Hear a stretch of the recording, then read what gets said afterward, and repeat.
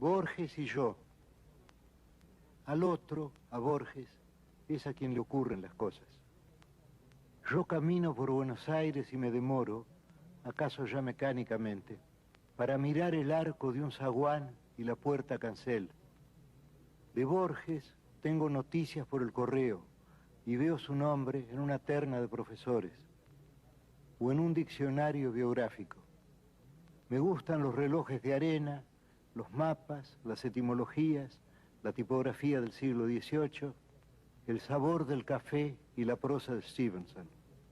El otro comparte esas preferencias, pero de un modo vanidoso, que las convierte en atributos de un actor. Sería exagerado afirmar que nuestra relación es hostil.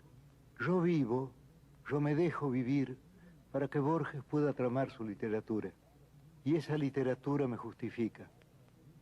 Nada me cuesta confesar que ha logrado ciertas páginas válidas. Pero esas páginas no me pueden salvar. Quizá porque lo bueno ya no es de nadie, ni siquiera del otro, sino del lenguaje o la tradición. Por lo demás, yo estoy destinado a perderme definitivamente, y solo algún instante de mí podrá sobrevivir en el otro.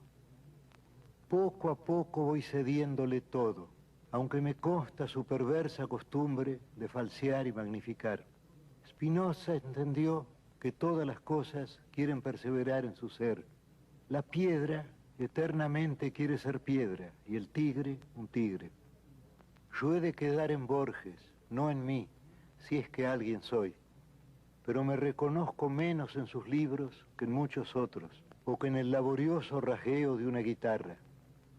Hace años yo traté de librarme de él y pasé de las mitologías del arrabal a los juegos con el tiempo y con lo infinito. Pero esos juegos son de Borges ahora y tendré que idear otras cosas.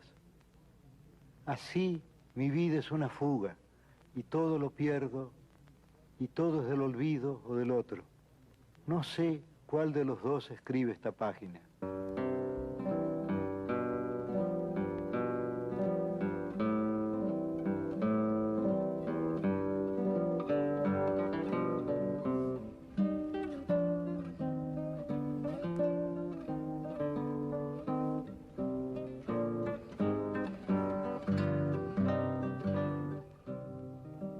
¿Cuál de los dos cumple 80 años, Borges? Espero que seas el otro. Yo personalmente estoy avergonzado de que me alcance esa edad. La Biblia aconseja 70 años. Yo ya he sobrepasado ese límite, 10. Bueno, ya se entiende que todo es aflicción después de los 70. Yo diría que aún antes. Aunque hay muchas felicidades también.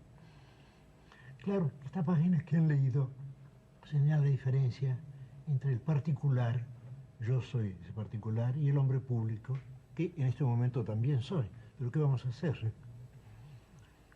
¿Hay más de dos Borges? Bueno, yo sospecho, como Stevenson, a quien tuve el honor de citar, que cada hombre es una multitud. Sin duda hay más. ¿Por qué limitarnos al sistema binario que es tan pobre? Pensemos en centenares de personas. Hermann Hesse dijo, jeder Mensch enthält die ganze Menschheit. Todo hombre incluye toda la humanidad. Y Whitman. Y Whitman también. Soy multitudes. Soy multitudes. Yo creo que somos multitudes.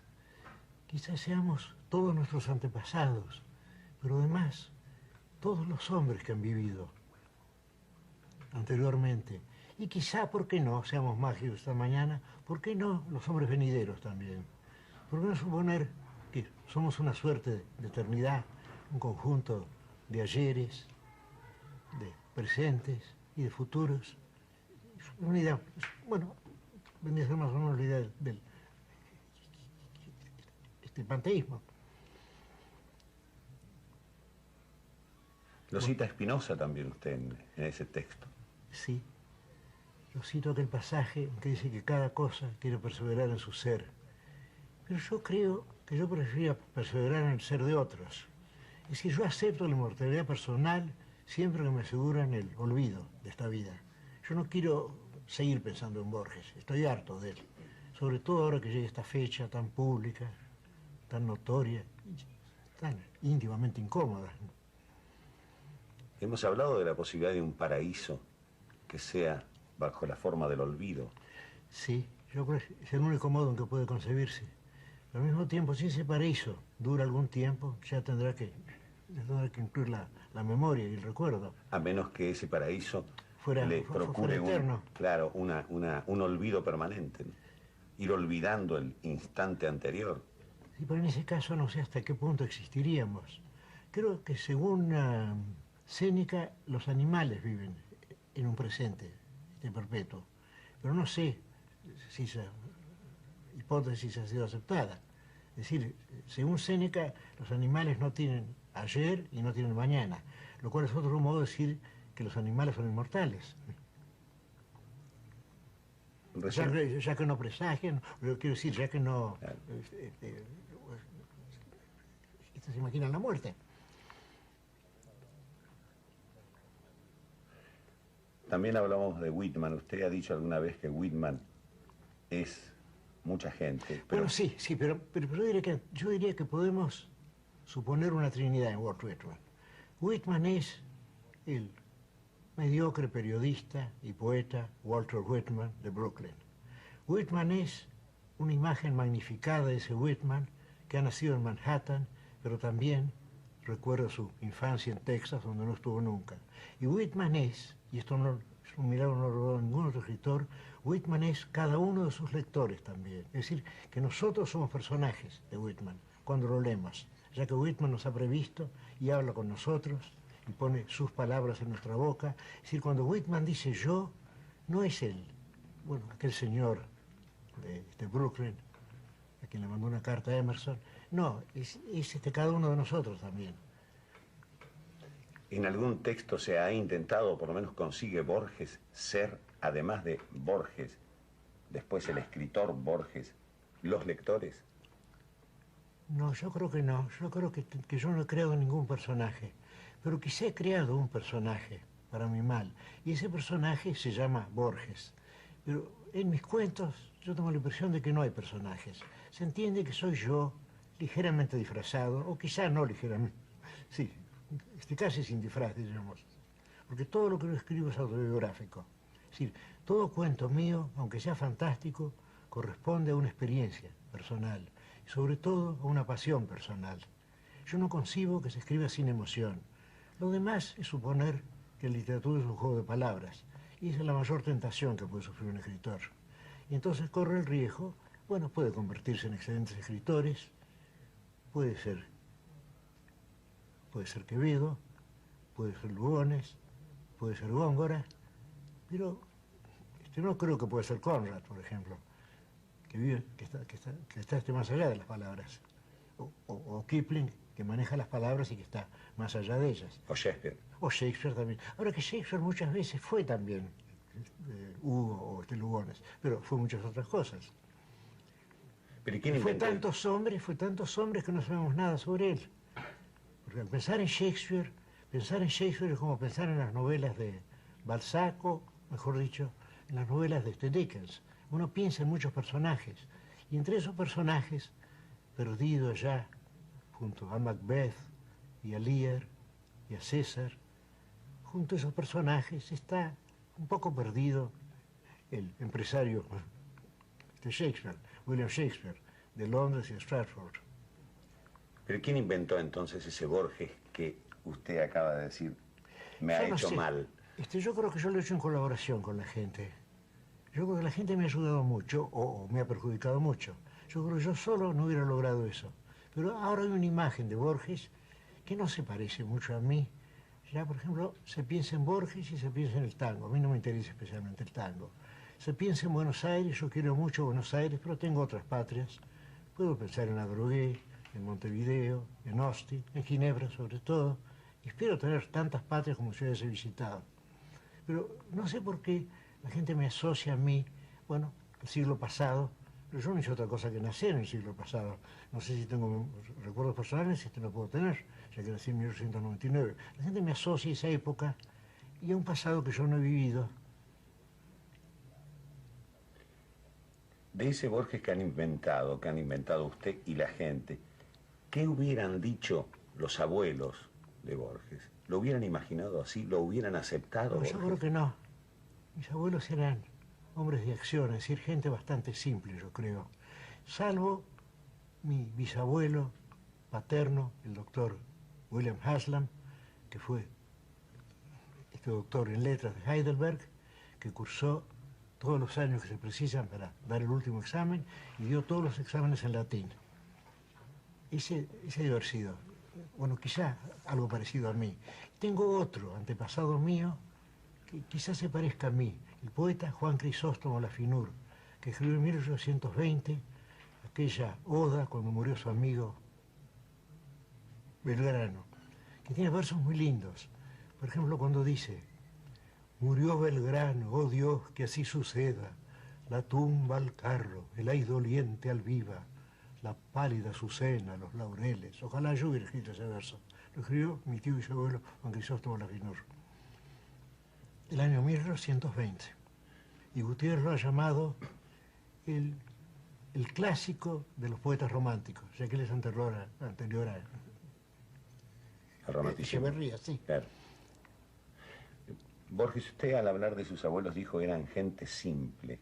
Yo Y creo que entonces sí. puedo preguntarle, ¿quiere Yo- decir para usted el coraje, la valentía, Yo creo que todas esas... es un ingrediente de la simpleza o la simpleza del coraje?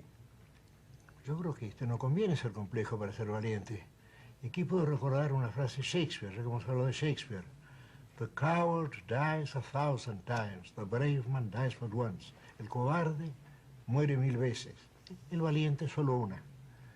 Es decir que el cobarde es más complejo, el cobarde se imagina la muerte y se anticipa la muerte y la multiplica. En cambio, el valiente no, el valiente vive con inocencia. ¿Cómo vivieron mis mayores? Uno de ellos, el coronel Borges, se hizo matar después de la batalla de La Verde. Bueno, pienso en Suárez también, que comandó aquella carga de los húsares de Junín, el año 1826. Y pienso en los otros, tantos soldados, y estancieros también, que no sean personas muy complejas, me imagino.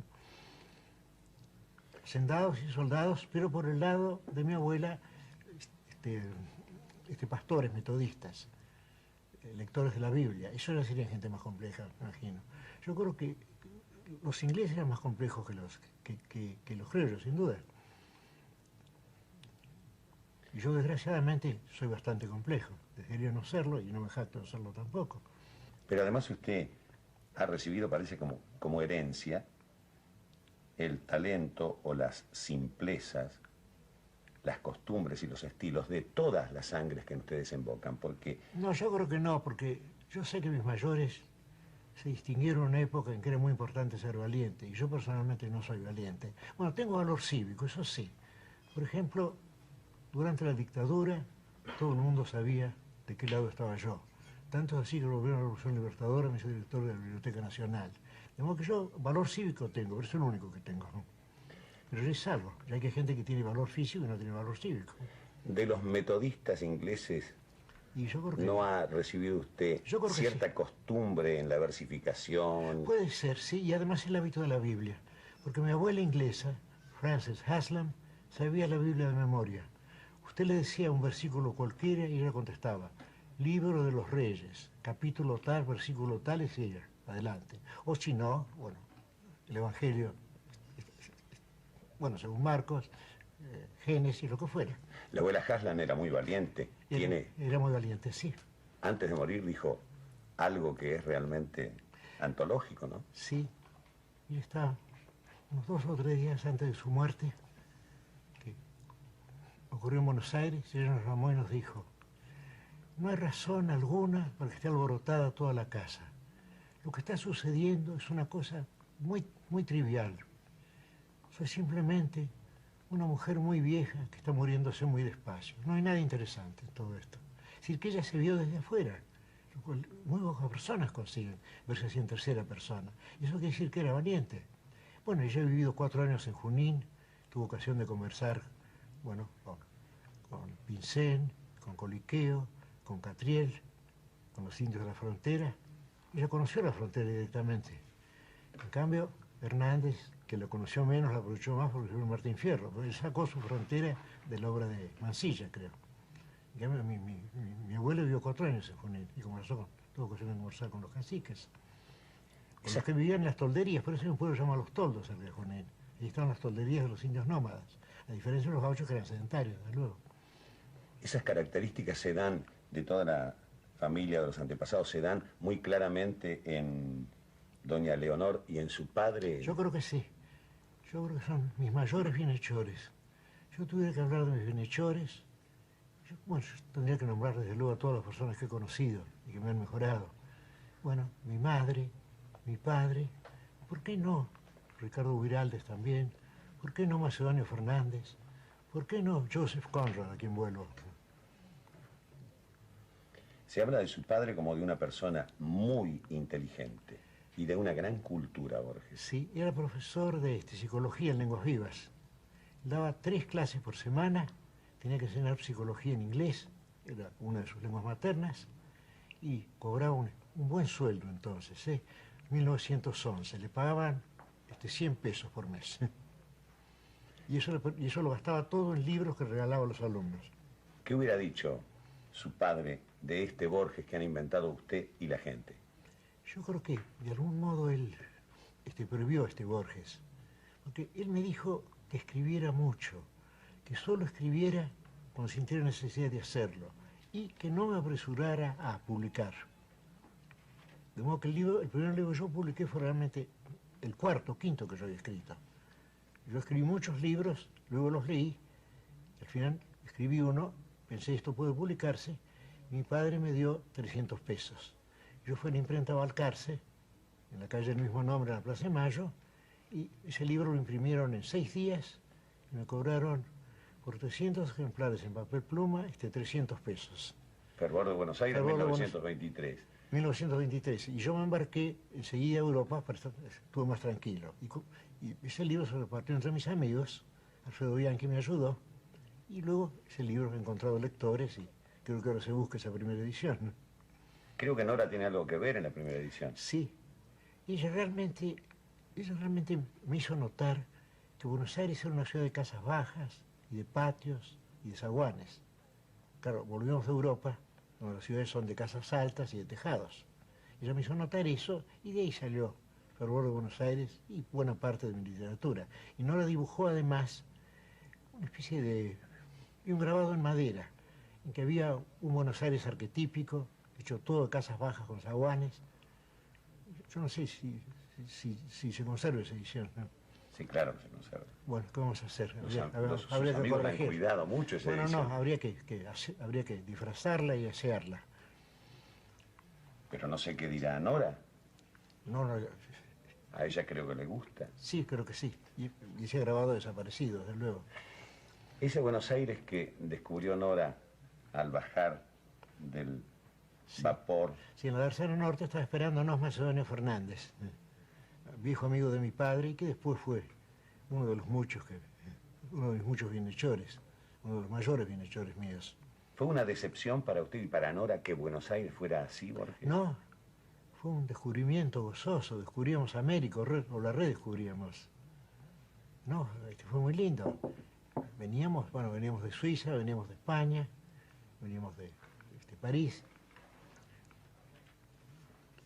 Habló de su Portugal padre. También, sí. Háblenos de su madre, de doña Leonor. Yo tendría que hablar, ante todo, de lo buena que fue ella conmigo. Yo siento remordimiento de no haber sido feliz para agradarla a ella. Yo siento ese remordimiento y yo debería ser más comprensivo con ella. Pero supongo que todos los hijos cuando la madre muere, sienten que han aceptado a su madre, como se acepta el sol y la luna, las estaciones, y que han abusado de ella. Yo no lo he hecho, pero ella fue muy, muy indulgente conmigo. Era muy inteligente, además, creo que no tenía un solo enemigo. Y era amiga de toda clase de personas. A veces venían negras viejas a casa, que eran descendientes de esclavos de mi familia. Y mi madre conversaba con ellos como conversaba con, no sé, con Victorio Campo, por ejemplo. Esto no hace ninguna diferencia entre la gente. Y luego tuvo esa agonía un poco larga, pero mientras tuvo su conciencia clara, seguía leyendo a Dickens todas las noches. Lo había leído tanto que no necesitaba elegir el volumen. Sacó un volumen cualquiera, reconoció los personajes y seguía leyendo. Y ahí están los libros en casa. Doña Leonor protestó un poco por vivir tanto en los últimos años. Sí, cuando cumplió 97 años me dijo, caramba, se me fue la mano. Pero, claro, los años que vinieron después fueron peores. Todas las noches ella le pedía a Dios no despertarse al día siguiente. Y luego se despertaba y lloraba. Pero no se quejaba.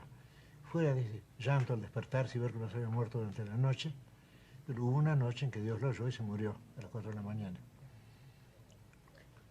Hay una escena que usted ha contado alguna vez al salir doña Leonor de una sala de operaciones, que la sí, pinta de cuerpo entero y que es muy yo bella. recuerdo, sí. La sacaban en la camilla. Entonces yo me incliné sobre ella.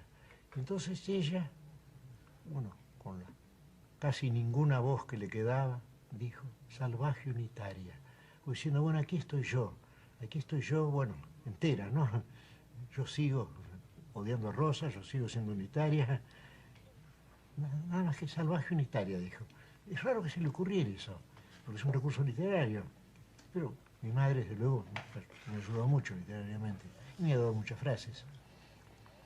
Una frase de doña Leonor pertenece ya a la historia de la literatura argentina, o de habla española, o Usted mundial, dice, la de la intrusa. Sí, a trabajar, hermano, esta mañana la maté. Ella me dio esa frase. ¿Usted Sí, se me la robó. pidió a usted? Sí, yo le dije, el mayor tiene que decirle al menor que ha matado a la mujer que ha sido querida de los dos.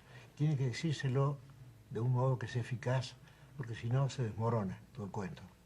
Entonces mi madre me dijo, déjame pensar.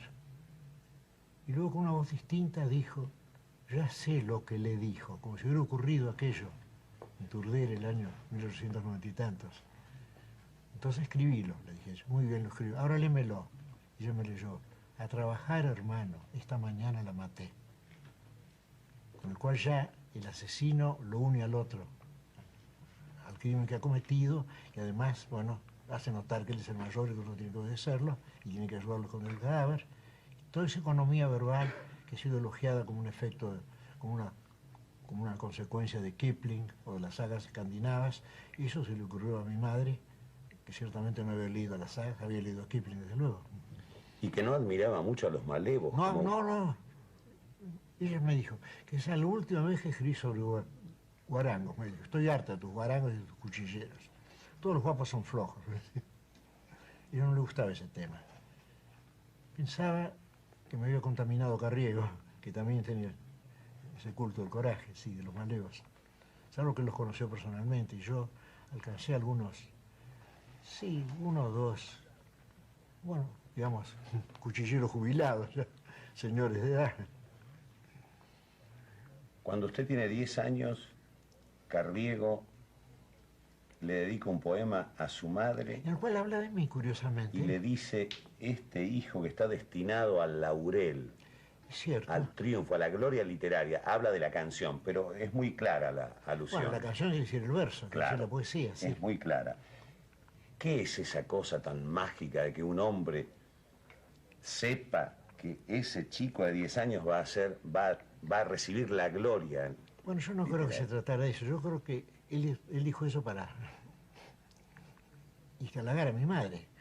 Porque como madre estaba muy orgullosa de mí y hablaba, no sé, lo he escrito Luna de Efesio, entonces, pero en fin, se sabía que yo era un escritor. Yo creo que fue un saludo de Carriego a mi madre. Eso tiene que haber sido escrito más o menos hacia el centenario, porque Carriego murió tuberculoso en 1912. El museo era en la casa de él. Cayó Honduras y Coronel Díaz. Sí, usted estuvo en la inauguración. Yo estuve en la inauguración, sí, y hablé de Carriego, y hablé del caudillo Paredes que lo protegió, y hablé de las visitas que le hacía a casa. Y era este burrero, él iba todos los domingos al hipódromo. Y estudiaba francés. estudiaba francés y dejó algunas décimas en lunfardo, en un incipiente lunfardo de aquella época, firmadas El Barretero, que es un tipo de ladrón, y publicadas en la revista LC, una revista policial, LC Ladrón Conocido, nombre de la revista. Usted nace en 1899. 99. ¿Se considera un hombre del siglo XIX? Ah, desde luego. Y trato de merecer ese siglo tan superior al actual. Creo que ya el 18 fue superior al 19, quizá. Ya empezó a desmoronarse todo. ¿También el 17 al 18, cree usted? ¿Y así? No, ya no sé. No. Yo diría el 18, un siglo razonable. Y ya, sí. El 19 ya tenemos ya la idea del éxito, divulgada por Napoleón. Tenemos la idea de que es importante ser famoso, de que es importante ser rico. Todo eso, bueno, existía siempre, pero no en la conciencia de todos. Y ahora vivimos en un mundo atroz de competencia. Existe la vergonzosa palabra de promoción. Y yo mismo soy un poco cómplice de esas cosas, aunque trato de no serlo. Pero vivo en un mundo así de empujones. ¿Cómo es el mundo de 1899, Borges? ¿Quiénes viven en esa época que usted ahora lee con admiración? Yo no sé, yo era un chico entonces. Y en 99, en el mundo quedaba mucha gente todavía. Ahí estaba Kipling, ahí estaba Conrad, y en Buenos Aires estaba Brusac, estaba Lugones, había publicado 2 años antes Las Montañas del Oro, estaban todo el grupo de los modernistas, sin duda Rubén Darío estuvo en Buenos Aires también. Era una linda época y no se pensaba en la literatura como algo provechoso. La literatura era como un modesto vicio de cada uno. Yo recuerdo que Cancela vendía mucho sus libros, pero como él sabía que eso podía perjudicarlo, él decía a mi padre que no, que nadie compraba sus libros, que era un escritor y no un comerciante. En cambio, ahora ocurre lo contrario, la gente se jacta de vender muchos libros. Y Cancela, que vendía muchos libros, se disculpaba un poco, porque los otros escritores pensarían mal de él, que él vendía libros. Es una época completamente distinta, casi increíble para nosotros. Hemos hablado de la marca que han dejado en usted sus mayores, pero pienso que ha tenido también maestros que han influido en usted, maestros y Desde amigos, luego. o las dos cosas a la vez. Yo creo que el gran escritor, no sé si judeo andaluz, porque él se convirtió al judaísmo, posiblemente el gran escritor andaluz, Rafael Cansenos Asens, fueron las últimas personas que yo vi antes de dejar Europa. Es como si me encontrara con todas las bibliotecas del occidente y del oriente. Cansinos, que se jactaba de poder saludar a las estrellas en 11 idiomas clásicos y modernos. Cansinos que había leído todos los libros, es la impresión que me dio. Él tradujo a De Quincy, del inglés, él tradujo a Barbusse, del francés, él tradujo Las 1001 noches, del árabe, él tradujo selecciones del Talmud, del hebreo, él tradujo escritores latinos. Conocía todos los idiomas y no había salido de su gran y secreta biblioteca en Madrid. Recuerdo que él escribió un poema al mar. Yo lo felicité, era un poema lindísimo, un poema en que se sentía el latido del mar. Y yo le dije, qué lindo poema, Rafael, le dije, yo vamos así todos. Y él me dijo, qué lindo poema al mar. Sí, me dijo Cansinos, con su acento andaluz. Espero verlo alguna vez. Nunca había visto el mar. Pero tenía el arquetipo del mar en su imaginación, como Coleridge. ¿Macedonio es también uno de sus amigos? Macedonio, sí, desde luego. Yo le debo mucho a Macedonio. Pero menos a sus escritos, que solo puedo entender cuando los leo con la voz de él, que a su diálogo y a sus silencios también. Porque todo en él era generosidad. Él estaba dando continuamente. Él escribía para ayudarse a pensar, pero él no pensó nunca en publicar. Y no le interesaba la publicidad. Usted sabe, Borges, que no es muy común, no es habitual, que el amigo de un hombre sea también amigo de su hijo. En el caso de Macedonio Fernández... Es raro, sí, pero fueron íntimos amigos con mi padre y luego yo heredé esa amistad. Es una de las muchas buenas herencias de mi padre. Su biblioteca, él mismo, su conversación, su diálogo, su silencio, y luego Macedonio Fernández, de quien yo fui discípulo. Bueno, ahí está Julio César y Santiago Dabove, Enrique Fernández Latour, González, creo que Bartholomew también alguna vez participó en esas reuniones, Carlos Pérez Ruiz, que no sé qué se ha hecho, y después de muerto Macedonia apareció una cantidad de amigos íntimos que yo jamás he visto en mi vida, ¿no? Porque eso ocurre cuando muere una persona ilustre. Aparecen los amigos con sus confidencias y sus indiscreciones. Y con el tiempo pasan a ser verdaderos amigos, ¿no te parece? Yo creo que sí, porque al fin de todo el pasado es tan modificable, en este momento estamos modificándolo. Y entonces pienso en amigos de más o menos su misma edad. En aquel grupo yo querría recordar sobre todo a Brandán Carafa, que fundó la revista Proa. Hace mucho tiempo que no lo veo. Los otros días pasó por casa y me dijo una suerte de poema en prosa, lindísimo, y no quiso entrar en la casa, yo no sé por qué. Tiene versos muy lindos. Hay uno que yo recuerdo siempre, a lo mejor yo se lo he repetido ya. Y la muerte te mira como Abraham a su hijo, con la hoz levantada, pero el amor deshecho en llanto. Es lindísimo. Y eso lo publicó Brandán en el primer número de Proa. Eso tiene que haber sido hacia 1924-25. Un largo poema del cual recuerdo esas dos líneas inolvidables. Ulises también. Ulises Vestido y Mirá también, sí. Ulises Vestido y Mirá, un excelente poeta. Recuerdo un poema de él sobre la muerte de una de sus hermanas. Y recuerdo este verso. Dice, y la plata besada de las medallas. Qué lindo la plata besada. Y después, tal cosa, tal otro, y después, la espléndida marea de lágrimas. Qué linda la palabra espléndida ahí. Y para las lágrimas. Bernardes. Bernardes también. Bernardes vino un poco después. Tengo excelentes recuerdos de él. Y de largas caminatas por las orillas de Buenos Aires. Nos reuníamos todos los domingos y comíamos juntos. En ese diario, ¿cómo se llama? El diario Río de Janeiro. Sí que desapareció, pero El dijo Mundo. no, sí, en El Mundo, sí. Pues salíamos a caminar. Íbamos, por ejemplo, por el lado de Boedo y San Juan, íbamos hasta el puente Alsina, o si no por el otro lado, Las Chacaritas, Saavedra. Recorrimos todas las orillas de Buenos Aires, Villa Crespo. Mastronardi. Mastronardi también, un gran poeta. Y un hombre que vivió, digamos, casi secretamente, yo diría, ¿no? Un hombre que Rubia ser conocido. Entrerriano. Y con María Kodama fuimos a verlo al sanatorio en que estaba, cerca de la Recoleta, la última vez que yo lo vi él. Y estaba cerrado el sanatorio, pero nos recibió, nos agradeció mucho esa visita. Estuvo muy cortés, uno de los hombres más corteses que he conocido, junto con Ricardo Virales. Y Macedonio Fernández también. Gente de una gran cortesía, de una delicada cortesía. Usted destaca la cortesía de Ricardo en un bellísimo soneto que está No sé si es bellísimo, pero... Sí, muy lindo. Sí, yo digo que la cortesía era la primera forma de su bondad, creo, ¿no? Algo así. Lo recuerda mucho a... Es de los amigos que recuerda. Pero Borges. desde luego, sí. Fue tan generoso conmigo, yo casi diría que en lo que él leyó, o en lo que leyó Alfonso Reyes, él leyó entre líneas lo que solo me sería dado escribir 20 o 30 o 40 años después. Que de algún modo él intuyó lo que yo iba a escribir, lo que yo escribí entonces era realmente muy flojo.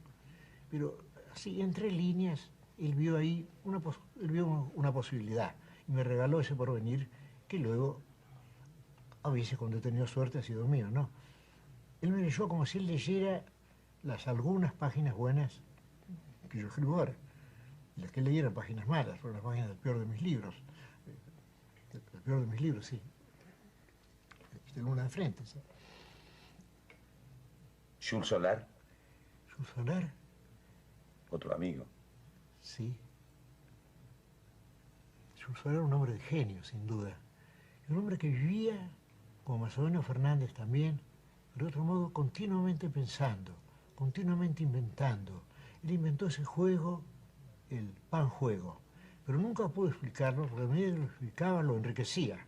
¿No? Lo que él decía ya era y anticuado. Y un gran pintor también.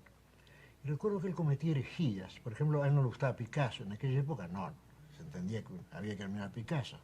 Y decía que no, que era un buen pintor, que era discípulo de Braque, que no le interesaba especialmente, que no tenía mucha imaginación, o que no tenía imaginación, desde luego. Y era así, era muy hereje en todas sus opiniones, muy herético, sí, pero saludablemente herético. Seguimos recordando amigos. ¿Alfonso Reyes fue amigo personal? Sí, Alfonso Reyes, yo no sé por qué, me invitaba a comer con él, cierta época, todos los domingos, a la noche. Yo iba a la Embajada de México, en la calle Posadas. Y hablamos sobre todo de literatura inglesa, que él conocía muy bien, él dominaba el inglés. Y luego él fundó aquella revista, Libre, yo creo, no estoy seguro el nombre, no, otro era el nombre. Pero como en esa revista colaboraban Marechal y Bernardes, que eran nacionalistas, yo no quise que me confundieran con ellos, y le escribí una carta a Reyes disculpándome, porque yo sé que se juzga a un hombre, digamos, por su compañía, y en aquel momento ellos eran nacionalistas, bueno, eran católicos, y yo no quería estar, yo no quería que me tomaran por católico o por nacionalista, cosa que no he sido. ¿Eso significaba una ruptura personal con esos amigos? No, absolutamente, no, ni con Reyes tampoco. Significaba simplemente que yo no colaboraba en la revista, nada más. No, es que no hubo nada. Y ellos entendieron y apreciaron lo que yo hacía. Pero dijeron, claro, si sale una revista y hay 4 o 5 nombres, y todos esos nombres miran, digamos, hacia la extrema derecha, y hacia Roma, pueden pensar que el mío también. No, ellos eran personas inteligentes. Bueno, Marechal yo lo conocía muy poco, pero Bernardes aceptó eso con toda naturalidad. Y Reyes también escribió una carta diciéndome que lamentaba mi decisión, pero bueno, que la aceptaba, que la comprendía. No, personalmente no hubo nada. Simplemente una precaución necesaria mía. En fin, o yo la creí necesaria en aquel momento. Usted estuvo en la reunión de la que salió la revista Sur. Sí, pero esa revista ya había sido decidida por Victoria. Yo me encontré casualmente allí, me pusieron entre los socios fundadores. Pero también estaba, por ejemplo, González Garaño, estaba María Rosa Oliver, que no hubieran decidido nada. Y ausentes también, porque ahí aparecieron como socios fundadores, creo que, no sé si Reyes está, posiblemente no, está Ortega C, por ejemplo, que estaba en España. Y Waldo Frank, que estaba en Nueva York. Esa lista se hizo un poco al azar, de un modo generoso más bien por Victoria. Porque fuimos muchos socios fundadores. Pero todos los presentes estábamos, muchos ausentes también. Muchos no se enteraron sino después. Recuerde la victoria. Bueno, yo le debo a Victoria y a Esther Semborán el haber sido nombrado director de la Biblioteca Nacional. Ahora, era una persona muy autoritaria y el trato con ella era un poco difícil a veces. Pero era muy buena. Conmigo fue muy buena, muy indulgente y me perdonó impertinencias propias de alguien que era más joven que ella. ¿No? De suerte que yo tengo un buen recuerdo personal de ella, sobre todo. Y yo he pasado temporadas en la Quinta de Mar del Plata.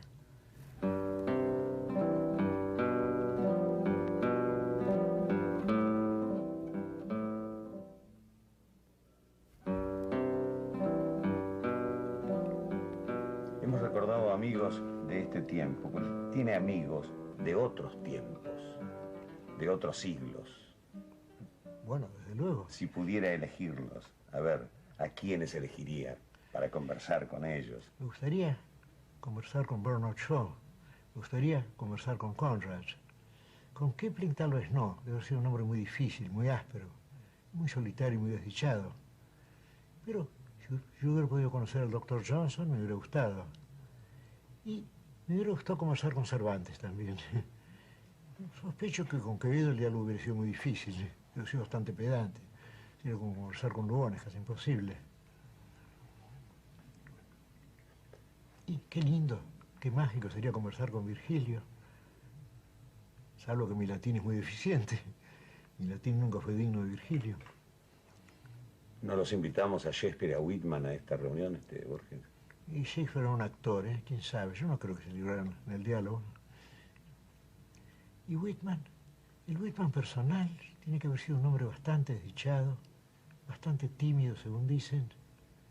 Yo no creo que se pareciera al Walt Whitman de nuestra imaginación. Fue uno de los ingredientes de ese Whitman, pero nada más. ¿Y cómo? Con Emerson hubiera sido muy lindo conversar. ¿Y cómo estaría en esa reunión Ascasubi? Ascasubi se defendería con su viveza criolla, ¿no? Y con su hábito de de acertar, un poco misteriosamente. No sabe por qué acierta Jasube. Vaya, ahí le mando primo el sable, no va como yo quisiera, de Tucumán es la vaina y de Salta la Contera, un general español que escribe otro. O si no, velá y la estampa del gallo que sostiene la bandera de la patria verdadera del 25 de mayo, que son versos que están bien misteriosamente, no sabe por qué, pero están bien, aciertan de un modo secreto, sin vanidad, sin ostentación. ¿Y a Hernández lo hubiéramos invitado? ¿O lo hubiera invitado? No, yo creo que Hernández era rosista, ¿eh? Pero a mí es un poco grave. Pero tenía ciertos misterios que le dictaban páginas bellas, ¿no? Pero desde luego, Martín Fierro es un gran poema, muy superior a Hernández, sin duda. Pero, en fin, fue visitado por la musa durante una semana en un hotel de la Plaza de Mayo y escribió ese poema que yo creo que lo escribió para siempre. Y un arte tan delicado el de Hernández, el de no mencionar el paisaje y hacer que uno lo sienta. Por ejemplo, no dice nada del desierto, le hace decir a su gaucho: viene uno como dormido cuando vuelve del desierto, verás explicarme acierto entre gente tan bizarra y al sentir la guitarra de mi sueño me despierto. Nada más que eso, viene uno como dormido cuando vuelve del desierto y está dado el desierto. No es necesario mencionar un solo color, una sola línea, si está el desierto. Y cuando la habían cruzado una madrugada clara, le dijo Cruz que mirara las últimas poblaciones y a Fierro 2 lagrimones le rodaron por la cara. Bueno, ese hombre tan duro con los otros y consigo mismo, y sin embargo llora, bueno, uno llora también. Y es un poema espléndido, sobre todo la primera parte. La otra está maleada por el viejo Vizcacha, que ha sido de algún modo el maestro de todos los argentinos sucesivos, que dirigió nuestra política. ¿Agregaría algunos libros a esa reunión? Sí, pero esos libros serían un poco imprevisibles. Yo, si tuviera que... Siempre se habla de la biblioteca Robinson Crusoe. La mía sería la historia de la filosofía occidental de Russell. O si no, alguna enciclopedia, pero claro, son muchos volúmenes, no sé si me permiten. La británica o Brockhaus, por ejemplo, son las mejores enciclopedias. Sí, las viejas ediciones de la británica. O sea, usted seguiría el consejo de Kipling para armar una biblioteca, nada más que información. Nada más que información. La poesía la pondría Borges. Y de la poesía me encargo yo, claro, me suena una compadrada, perdóneme. Sí. ¿Es una compadrada? Sí, pero es porque me siento cómodo con usted. Es una broma, no hay que tomarla en serio. De la poesía se encargan los autores que yo he leído, no yo. Pero podríamos darle permiso a las 1001 noches para que... Desde luego, sí. Estuviera. Desde luego, sí. Las 1001 noches las tengo los 17 volúmenes de la versión de Burton, sí. Y en los 3 volúmenes de la admirable traducción, me place volver a recordarlo, de Rafael Cancinos Ascenso. Y también podríamos... podría invitar a la reunión, yo sé que le gustaría, a Roy Bartholomew y a María Kodama, que dentro de un ratito van a estar en esta reunión. Pero esperemos que estén. Vamos a pensar que estamos en el paraíso y que estamos todos reunidos. ¿Sí? Ya que se imagina el paraíso, como se imagina el paraíso, bajo la especie de un diálogo, ¿no? ¿Usted alguna vez lo imaginó? Paraíso sin conversación, ¿no? Sí. Usted lo imaginó bajo la especie de una biblioteca. Una biblioteca también es una conversación con difuntos, como decía Quevedo. Vivo en conversación con los difuntos y escucho con mis ojos a los muertos, sino siempre entendidos, siempre abiertos, o enmiendan o secundan mis asuntos, y en músicos callados contrapuntos, al sueño de la vida hablan despiertos. Qué linda esa idea de que los libros viven y que quien está leyéndolos es un muerto, o está soñando. ¿Es una idea permanente la de la muerte habitual? ¿Es como una costumbre pensar en la muerte, Borges? Sí, yo pienso en ella como una esperanza. La esperanza de que cese este complicado sueño que a veces tiene momentos agradables como este, pero no siempre. Tiene momentos ingratos también. Aquí estamos entre amigos, es un momento muy lindo para mí. ¿Usted alguna vez ha hablado de sus sueños como de cosas atroces? Sí. ¿Entonces piensa que la muerte puede ser atroz? Bueno, esa es la idea, el monólogo de Hamlet, la idea de que está bien morir, pero quién sabe qué sueños vendrán después. What dreams may come. ¿Qué sueños vendrán?, dice Hamlet, y lo que no sabemos. Entonces, uno de esos sueños puede ser el infierno, salvo que yo no creo en él. Borges, usted ha dicho alguna vez, mi destino es la lengua de Cervantes, el bronce de Francisco, Francisco de Quevedo. No, a Cervantes no lo puse. Mi destino es la lengua castellana. No quise, yo era ¿Dónde pedante Cervantes? por los Castellana nombres. es. No, porque si no eran dos nombres propios, era un está poco bien. mecánico el segundo. Entonces En le cambio, pre- mi destino es la lengua castellana. Perfecto. Sí, el Correcto. bronce de Francisco de Quevedo. Pero Está tuvo bien. algunos otros destinos también, por lo menos Bueno, sí, para claro. oír la música de la lengua inglesa, de Y la lengua alemana, que yo quiero tanto. Dos lenguas que yo quiero más. En cambio, hay un idioma cuya literatura yo admiro y cuyos sones no me gustan, que es el francés. Pero si esos sones han servido para que Verlaine y Hugo nos dejen sus versos, entonces, bienvenidos sean. ¿Cómo es este momento de su vida? Son 80 años. Y bueno, ¿qué vamos a hacer? Como dijo Grusac, Lo sobrellevo. Sí, prefiero cumplir 4 veces 20 años. Como en francés se dice 80. Claro. En inglés se decía fourscore, también, 4 veintenas. En lugar de decir 80, que es muy triste. El 8 es una cifra asiaga, diría yo. ¿cómo es este momento de su vida? ¿Es un momento de creación? ¿Usted está trabajando, Sí, sí. pensando, escribiendo? Sí. Estoy continuamente escribiendo, o pensando, o tratando de pensar, o simulando el pensamiento. Pero la tarea literaria no tiene horario. Uno, digamos, uno está continuamente inventando, corrigiendo, recordando, y cuando sueña también. La literatura es algo que, de algún modo, le empapa toda la vida. No es como otras actividades que tienen su horario, que se abre a tal hora, que se cierra a tal hora. No, la literatura es continua. Borges, cuando le son dictados a usted, como usted mismo Sí, ha sí. dicho, algunos versos, y no tiene en ese momento a quién dictárselos. No, no tengo buena memoria. Leí en la biografía de Milton por el doctor Johnson que él podía guardar, creo que, centenares de versos. Y esos eran versos libres, verso blanco en su memoria. Y luego aprovechaba alguna visita para alejarse de ellos. A las hijas no. No sabían ni leer ni escribir las hijas de Milton. Qué curioso, él que era maestro, que en una escuela no les enseñaba a leer a sus hijas. Quizá fuera el... Es la idea así de que las mujeres no Claro. tienen... Es una idea absurda, desde luego. Y yo, desde luego, quiero declarar que soy feminista, que me parece absurdo que haya diferencia entre unos y otros. Díganos en 2 palabras, ¿qué es Nora? ¿Qué así? Nora me dijo una vez, ¿por qué has dicho tal cosa? Solo hay que decir cosas que den alegría. Un excelente consejo. No hay que decir nada que pueda deprimir a nadie. Y luego le preguntaron si hizo una encuesta en el diario de la Nación. Cada pintor tenía que definir su arte. Y Nora dijo, la pintura es el arte de dar alegría con formas y colores. No dijo que ella quería expresarse, ni que su obra tenía que tener un sentido social. No, el arte de dar alegría con formas y colores.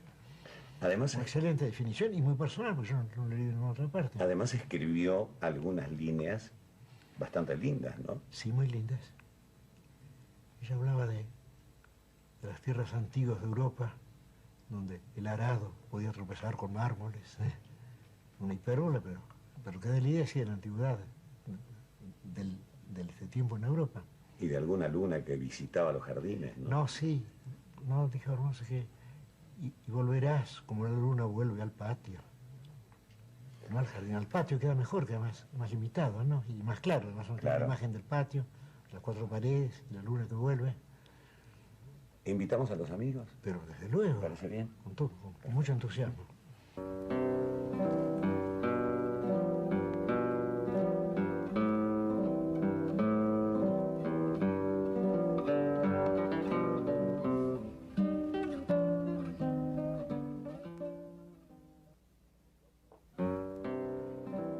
Dos queridos amigos reunidos para homenajear a Borges en sus 80 años.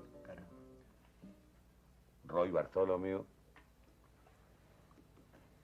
un inteligente hombre de nuestras letras, un estudioso, entre otras cosas, traductor de Omar Khayyam. Y una fina personalidad, tan fina como su imagen, María Kodama. Con su presencia, María termina con los infundios que decían que María Kodama era un personaje inventado por Jorge Luis Borges. Aquí está María Kodama. inteligente, fina, amistosa. Así que les agradezco mucho que nos acompañen, que hayan aceptado la invitación. Roy, ¿es difícil hablar de Borges? No. No, no es difícil, creo yo. Recién cuando veníamos en el auto para hacer este programa, dijimos que los sueños a veces nos previenen del pasado y nos consuelan del futuro, a veces. Y cuando con María Kodama estábamos mirando fuera de la cámara a ustedes dos en esa bella conversación de sucesivos presentes, y dijimos, o dijeron ustedes, perdón, que se puede modificar el pasado y también que todos somos Shakespeare. Tuve un rapidito sueño y así como ya tantos somos Borges, pensé cuántos van a ser Borges en el futuro. Yo creo que es muy difícil hablar de Borges, pero él tiene esa dignidad tan grande de su modestia que a veces hasta nos animamos y resulta fácil. Borges, por ejemplo, en Irán. Borges en Irán es la Argentina. ¿Qué es Borges para los ingleses, para los franceses, para los españoles, para los italianos, para los americanos, donde él inclusive ha dictado cursos? Bueno, indudablemente una de las conciencias creadoras en la literatura más lúcidas de nuestro tiempo. Eso sin duda. ¿Ellos tienen alguna duda de que Borges es... Yo sé que no le va a gustar a Borges, pero él en este momento está oyendo este diálogo. ¿Ellos tienen conciencia de que Borges es hondamente argentino? Sí, claro. Es una cabeza argentina. Por supuesto que sí, por supuesto que sí. Y tanto es así que, por ejemplo, en Irán, cuando en algún año no le dieron el premio Nobel a Borges. En todos los años. En todos los años, pero yo me acuerdo de algún año, algunos amigos persas me preguntaron, bueno, ¿y ustedes se van a enojar o no? Porque se lo están negando a la Argentina. Borges, ¿a quién le daría usted el premio Nobel? Si fuera la Academia Sueca usted. Yo pienso en algún fantasma, que no sé si hay escritores ahora. Pensemos en muertos más bien. Pero, ¿por qué no? Pensemos en contemporáneos. Ahí está Magea, por ejemplo. Pero realmente, cuando yo pienso en mis amigos, pienso en muertos.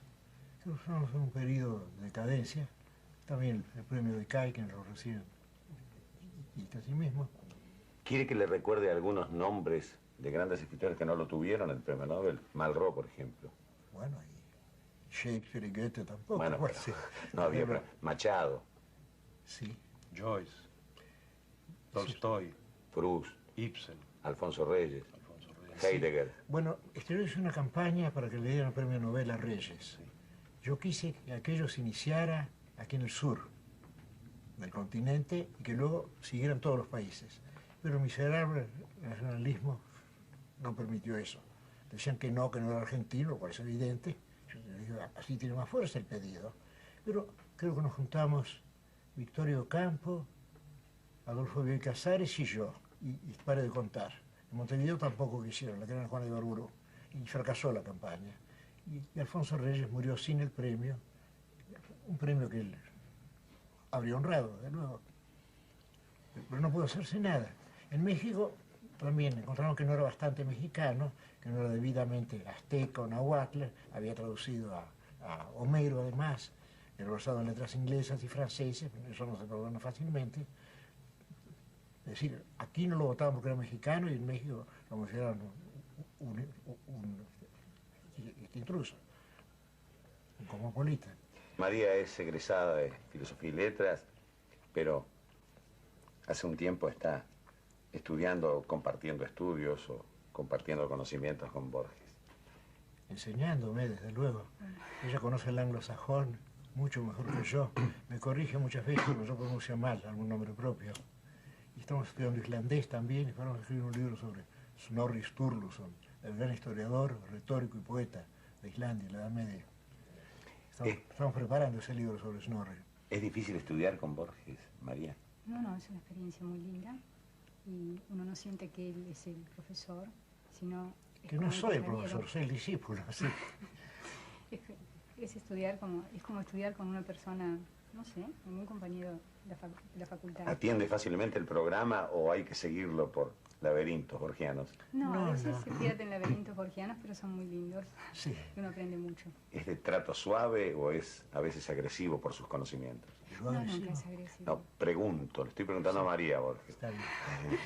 No me permiten intervenir, está bien, guardar el silencio, sí. ¿Es suave en el trato? Sí, un trato muy lindo, muy fácil. ¿Es divertido, tiene humor, es austero en la conversación cuando se trata de conocimientos? No, es una persona con la que se puede dialogar muy bien y sobre todo, no sé, tiene una gran capacidad de asombro frente a las cosas, a las personas, y es muy lindo. Hace muchos años que escribió Borges donde otros han dicho costumbre, yo he dicho asombro. Es que es cierto. eso, es verdad.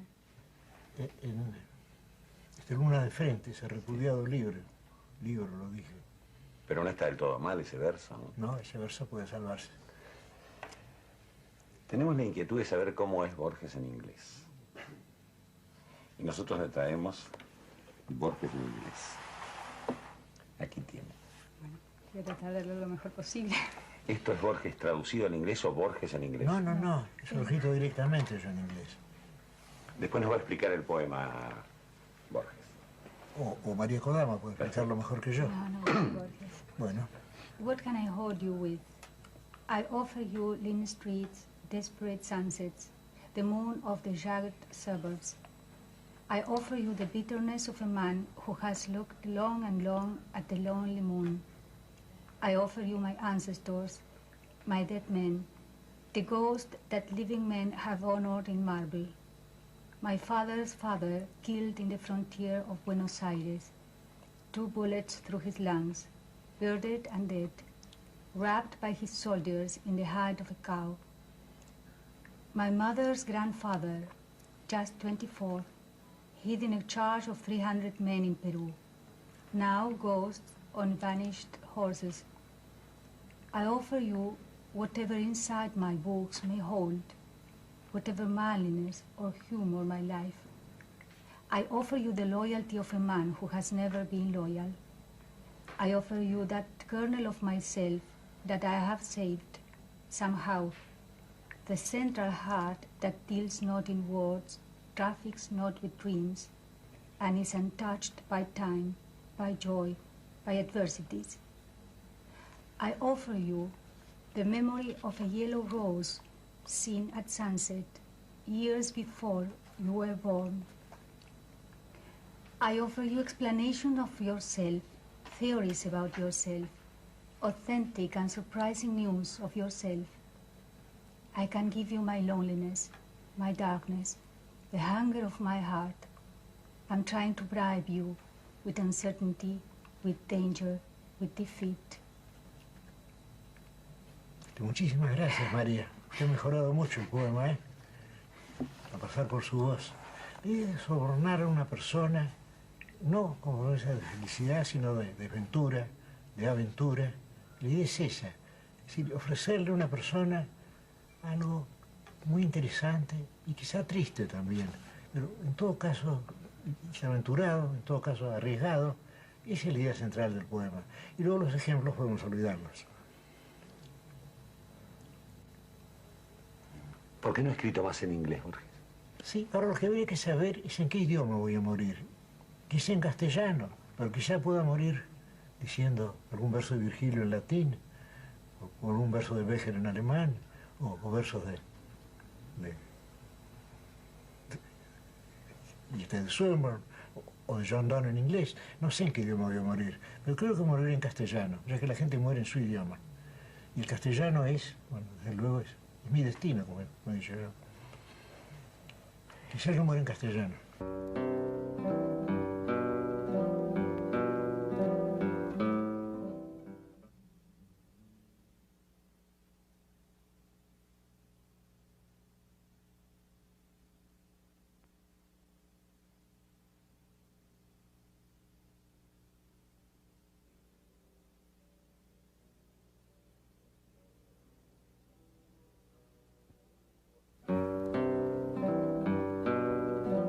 Borges alguna vez ha dicho que, yo no sé si Roy está de acuerdo y María, que el universalismo de Borges es muy argentino. Yo creo que sí, y creo que es el mejor rasgo argentino.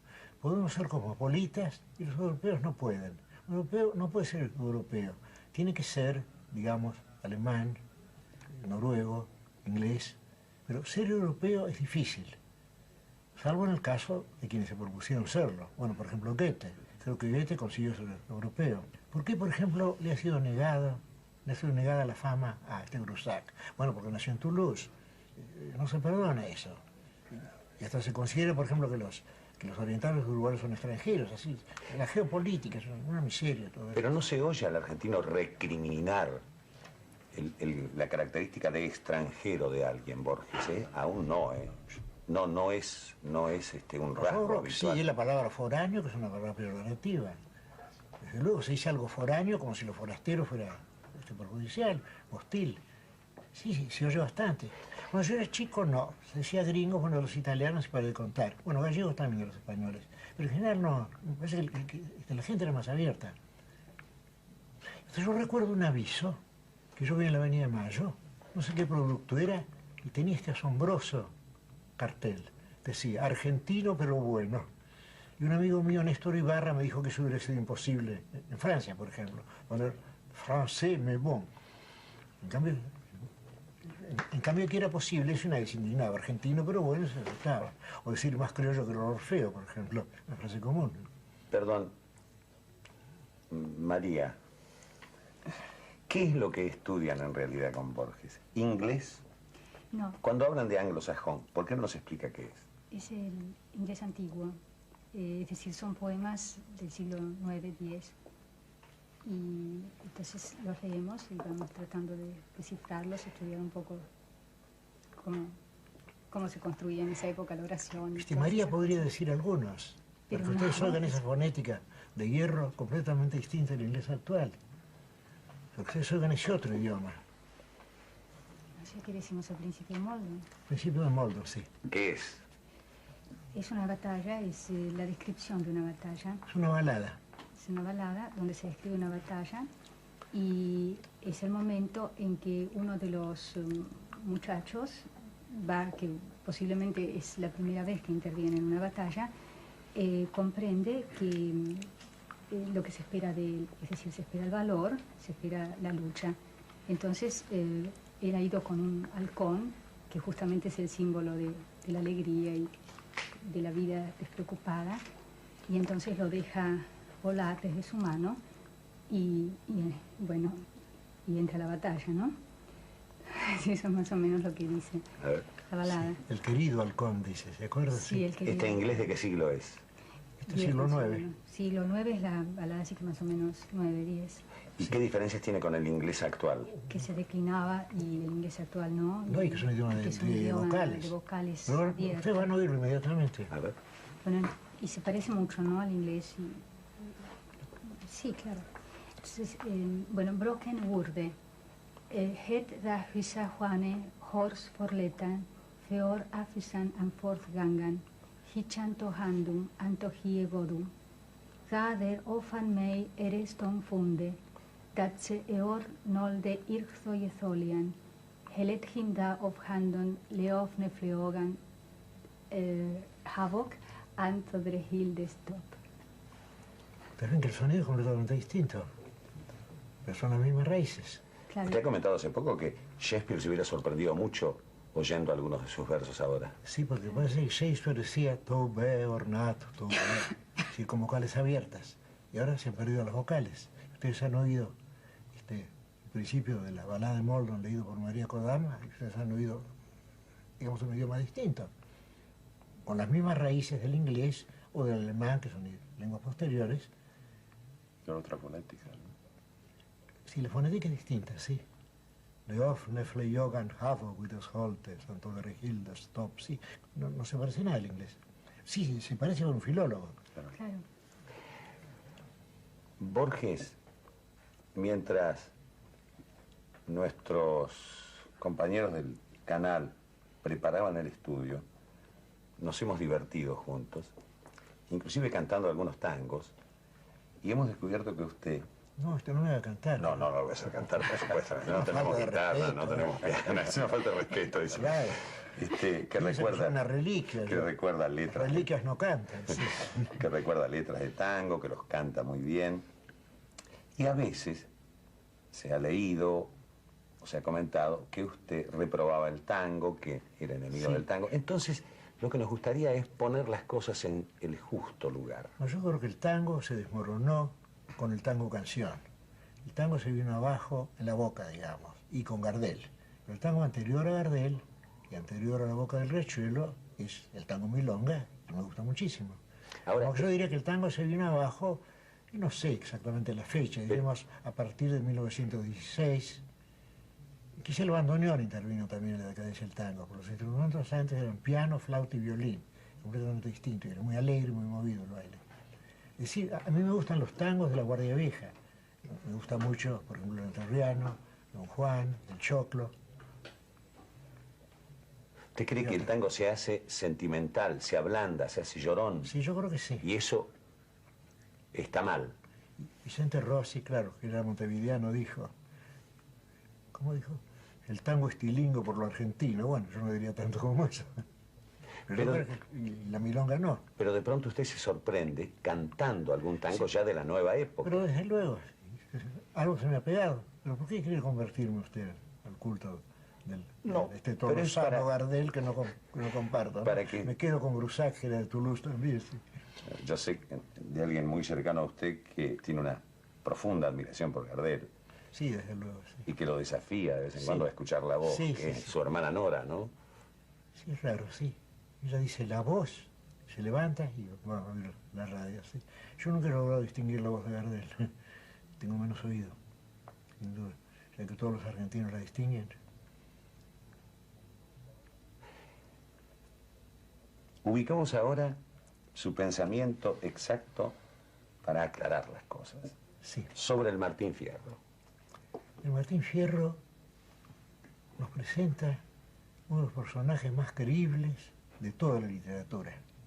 Pero ese personaje creíble no es un personaje éticamente ejemplar. Es, bueno, es un malevo sentimental, es un hombre bastante desagradable, que se duele mucho de lo que le pasa a él, no lo que le pasa a los otros. Creo que los gauchos no habrán sido así, tienen sido mucho más duros, tenemos los gauchos de Ascazú, me parece. Creo que Hernández de algún modo se adelantó a un tipo así de malevo sentimental que es posterior a su época, porque sería muy raro en su época. Y quizá ellos se lo son cierto. Quiero decir, yo creo en Martín Fierro, yo creo en todo lo que le ocurre. Creo en ello más que en los hechos de la historia argentina que pueden haber sido falseados. Yo creo en el gaucho Martín Fierro, pero no creo que sea un personaje admirable. Y no fue escrito para ser admirable. La idea de que Martín Fierro es admirable fue una invención de Lugones el año 1916, cuando él escribió El Vallador. A nadie se le había ocurrido eso antes. Habían pensado en Martín Fierro como un tipo humano, demasiado humano, un vagabundo. O sea, usted separa la calidad literaria de la obra de sus características ético-morales. Yo creo que sí, yo creo que éticamente es un mal libro, porque tiene esa exaltación. Pero Hernández no pudo prever que iban a leerlo así. Él quería decir, miren lo que el gobierno está haciendo con los gauchos, que los convierte en desertores, en asesinos, en borrachos. Y eso es lo que él quería decir, pero él personalmente no se admiraba a Martín Fierro.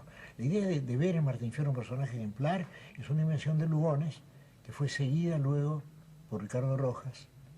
Y yo diría que actualmente quienes leen el Martín Fierro no están leyendo el texto de Hernández, sino, digamos, esta versión de ese texto que impuso Lugones al país con El Payador. Y que eso ahora obra sobre gente que no conoce El Payador. Estamos leyendo realmente el Martín Fierro de Leopoldo Lugones, y no el de Hernández, que era completamente distinta. O sea que corre severos riesgos una obra literaria, ¿no? ¿Qué más quiere la obra? Ojalá yo encuentre lectores inventivos como Lugones. ¿Qué es Borges, Roy? ¿Es un cuentista? ¿Es un ensayista? ¿Es un poeta? ¿O hay además de todo eso, un pensamiento borgiano. Eso lo convertiría casi en un hombre de la filosofía. Creo que hay un pensamiento borgiano que todos vamos asimilando en distinta medida. Yo creo que no. Creo que hay un lenguaje borgiano que ha cundido por todo el país. Y desde luego, es un poeta, es un ensayista y qué cuentista. Sí. Ese qué cuentista, ese qué, no quiere decir que yo crea que el cuentista es superior al poeta. No sabría decir. Y me parece que, bueno, no se va a enojar Borges, ¿no? Estamos hablando demasiado de mí, ¿eh? Es que estamos hablando en torno a usted. Sí, desde luego, eso es que vamos a hacer. Es un brindis y es el mejor cuentista de la lengua española y uno de los grandes cuentistas del siglo, ¿verdad? Bueno. Bueno, Borges, usted lo hizo, ahora aguante. Entonces pregunto y digo, hasta 1944 Borges ha publicado tres libros de poemas, La historia universal de la infamia, El Evaristo Cardiego, etc.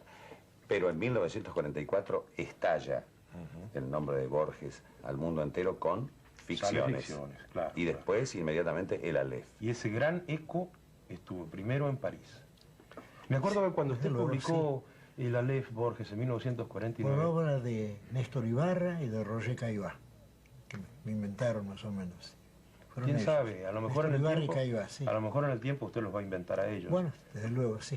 Cuando usted publicó el Aleph en 1949, le mandó un ejemplar a don Raimundo Lida, que decía, hablaba de estos ejercicios. Yo estaba en México estudiando con él y con don Alfonso, y en el Colegio de México éramos unos 8 o 10 estudiantes becarios de América Latina, y tumultuosamente hicimos una lista para establecer el orden de quiénes íbamos a ir leyendo el libro una vez que lo leyera don Raimundo. Y bueno, mi condición de argentino me permitió encabezar eso. Una de las primeras víctimas. Y fue una de las primeras víctimas, Borges, y me acuerdo, claro, entre los lectores latinoamericanos, hispanoamericanos que había ahí, esa emoción tremenda que produjo la Aleph. Y Alfonso Reyes, emocionado, conmovido, me dijo, aquí están, estas son las mejores páginas de la lengua española en este momento, el Aleph. En el Aleph, en un punto en el espacio, está todo. Sí, en una moneda también puede verse todo, y en la memoria de Funes está todo. Sí. ¿Qué es ese todo que usted suele poner en un pequeño espacio, pero todo? ¿Es una idea permanente en usted? En un hombre están todos los hombres, dice. Es una de las pocas ideas que he tenido en mi vida. He escrito varios cuentos con el mismo argumento esencial. Ahora va a salir un libro con 2 cuentos titulados La memoria de Shakespeare y Piedras azules, en que también hay esa idea de algo prodigioso que finalmente resulta atroz o enloquecedor. Y yo he estado reescribiendo ese cuento. La primera forma fue quizá la mejor, Tlenuk Barro Vistercio. La segunda, el Zahir, una de 20 centavos, inolvidable. Y después vendrían otras.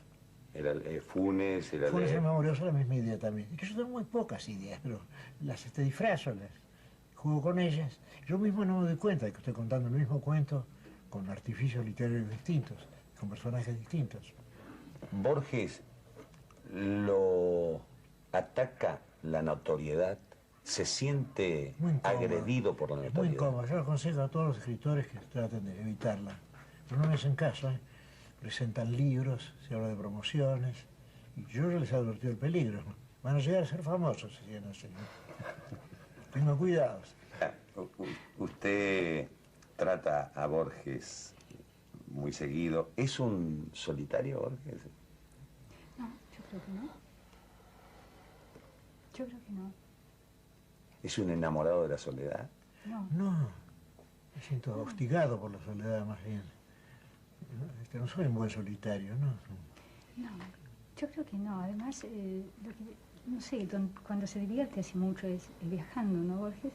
Desde luego. Sí, tengo así, no sé, una experiencia o recuerdos muy lindos, así, los viajes que he hecho con él. ¿Y si pudiera nombrar uno de los países para agradecerles todo lo que nos han dado? Bueno, lo que podría contar es, bueno, es infinito, pero no sé, a ver, vamos a ver. No, hay una experiencia que fue muy linda, muy curiosa, y que creo que que dio así como la medida de la forma en que él puede sentir y además vivir así completamente en su imaginación, digamos, olvidándose de todas las circunstancias reales de las cosas, ¿no? Me acuerdo que habíamos ido a Granada y Borges siempre me había comentado que él allí había estado con su padre, con su hermana, con su madre. Me hablaba mucho de Granada y todo lo que íbamos a ver allí. Y cuando el día que fuimos a la Alhambra, después de haberme explicado todo y de haberme contado todo, cuando íbamos a entrar, me tomó del brazo y me dijo, pero María, recién me doy cuenta que yo no voy a poder ver nada. Me había olvidado de todo, yo esperaba ver. Estaba tan entusiasmado, tan así, encantado El con patio todo de los eso. Leones. Sí, ¿se acuerda? Fue lindísimo. Sí, lindísimo esa mañana, sí. Ah, lindísimo. Oíamos el ruido del agua. Sí, el rumor del agua, sí. Sí. Las fuentes de Granada. ¿Se le ha escapado para siempre el paisaje? No, porque lo siento. Por la pérdida de la vista, No, Borges. ¿Por qué no nos cuenta de África?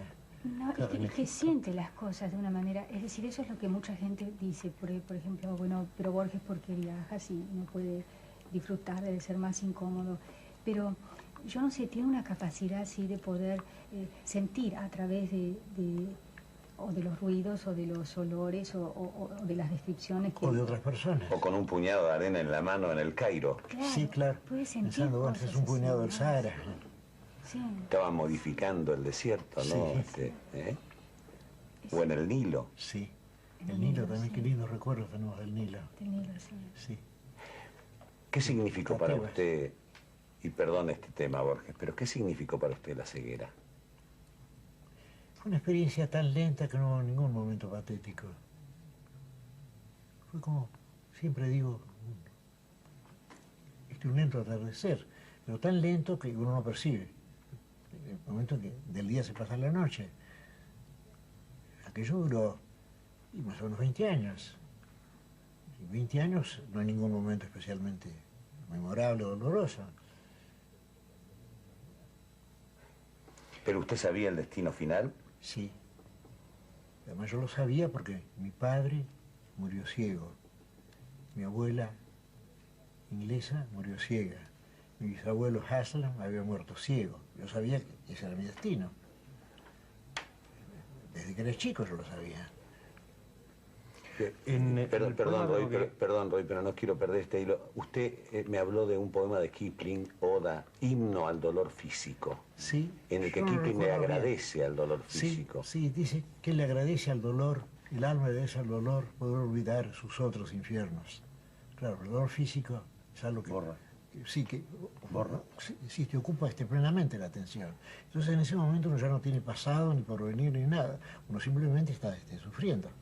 ¿Tuvo Eso borra todo lo demás. esa magia la ceguera? ¿Lo enriqueció? Yo traté de pensar eso, pero ahora realmente preferiría ver. Yo traté de engañarme. Pero usted quería decir algo sobre el poema de Drogué, Roy, ¿eh? No, me acuerdo en una línea o dos, te habla de esa forma de cuarta dimensión que es la memoria, Cierto, ¿verdad? sí. Y esa memoria, esa cuarta dimensión, por ejemplo, le permitió decir a usted cuando volvieron de Egipto, qué lindo es Egipto, me gustó mucho. Y yo me di cuenta que usted lo había visto. Desde luego. En esa forma de cuarta dimensión, que es la memoria. Señores, termina nuestra conversación. Gracias, Roy. Muchas gracias, María. Muchas gracias a usted. Gracias a ti, Antonio. Gracias. Y Borges, Gracias. usted ha criticado alguna vez, se ha lamentado porque Wells dejó de inventar maravillas Es cierto, para se dedicó empezar a elaborar enciclopedias. a dar mensajes a los hombres. Sí, es una lástima realmente. ¿Se anima a dar un mensaje al cumplir sus 80 años? Y aconsejo a las personas que no se parezcan a mí. Es el único mensaje que puedo dejar. Que sea muy feliz, Borges, Muchas gracias. y que podamos Todos seguir precisamos felicidad. y que podamos seguir festejando muchos años suyos Bueno, juntos. no sea pesimista. En todo caso, Bueno, vamos a reunirnos muchas veces. De esa manera estamos seguros de que seguirá produciendo Bueno, desde luego, sí. poemas como Bueno, este. muchísimas gracias, Carrizo. Muchas gracias. Ustedes. Gracias, María. Gracias, Bartolomé. Muchas gracias, Borges.